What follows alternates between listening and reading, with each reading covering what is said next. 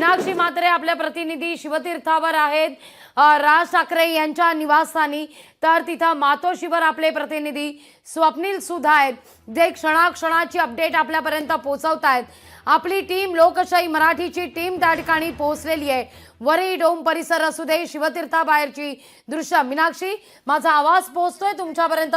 बरोबर 10:37 पुढच्या काही वेळात राज ठाकरेंचा ताफा शिवतीर्थावरून निघेल वरई डोम परिसरात।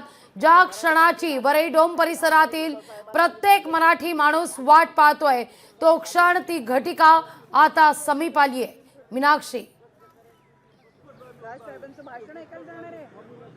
निश्चितच लाघवी पुढच्या 10 ते 15 मिनिटांमध्ये राज ठाकरे शिवतीर्थाहून मात्र वरळी डोमच्या दिशेने निघतील। खऱ्या अर्थाने आपण पाहतोय की संपूर्ण महाराष्ट्रातून आज मराठी माणूस असेल, शिवसैनिक असतील, मनसैनिक असतील, हे एकवटलेले आहेत आणि शिवतीर्थावरती अनेक कार्यकर्ते जे आहेत ते दाखल होताना पाहायला मिळतात। मात्र या ठिकाणी जर आपण पाहिलं तर मराठमोळ्या अंदाजामध्ये काही लोक जी आहेत ती आलेली आहेत। लहान मुलगी आपण पाहतोय की नऊवारी साडी नेसून आपल्या बाबांबरोबर शिवतीर्थाच्या बाहेर पाहायला मिळते। तिच्या बाबांशी पहिला बोलूया। काय सांगाल, नेमका हा मराठमोळा अंदाज आजच्या दिवसाला तुम्ही का घेतलेला?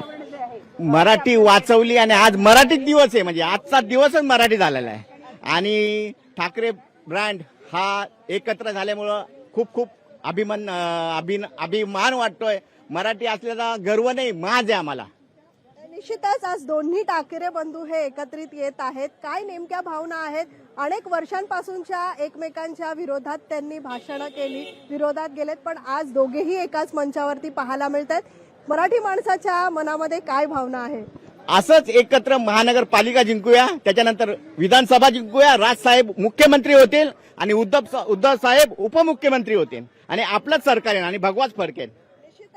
तर या ठिकाणी मराठी माणसांचं आपण त्यांच्या मनामध्ये काय भावना आहेत त्या जाणून घेतल्या। लहान मुलगी आज तू नऊवारी साडीमध्ये या वेशभूषेमध्ये आलेली आहेस, तुझी काय भावना आहे? काय नेमका अशा अंदाजामध्ये का आली आहेस तू?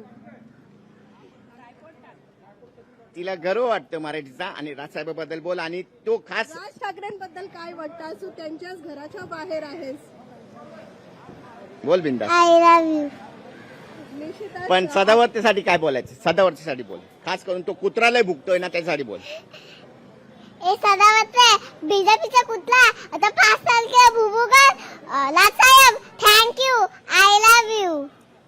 निश्चितच या लहानग्यांच्या देखील मनामध्ये ज्या भावना आहेत त्या व्यक्त करतायत। एकीकडे आपण पाहतोय की राज ठाकरेंच्या या शिवतीर्थाच्या निवासस्थानी मात्र पोलिसांचा बंदोबस्त वाढवण्यात आलेला आहे। तर तिथं विजयी मेळाव्याला देखील आता काही क्षणात मीनाक्षी सुरुवात होणार आहे। विजय असो असे म्हणत हाती फलक घेत कार्यकर्ते शिवतीर्थाबाहेर पोहोचण्यास सुरुवात झाली आहे। या दृश्यांचा घेते काही क्षणाचा ब्रेक, लगेचच परत येतोय, कारण आजचा दिवस मराठी माणसाकरता, मराठी प्रेक्षकांकरता, मराठी मनाकरता तितकाच महत्वाचा।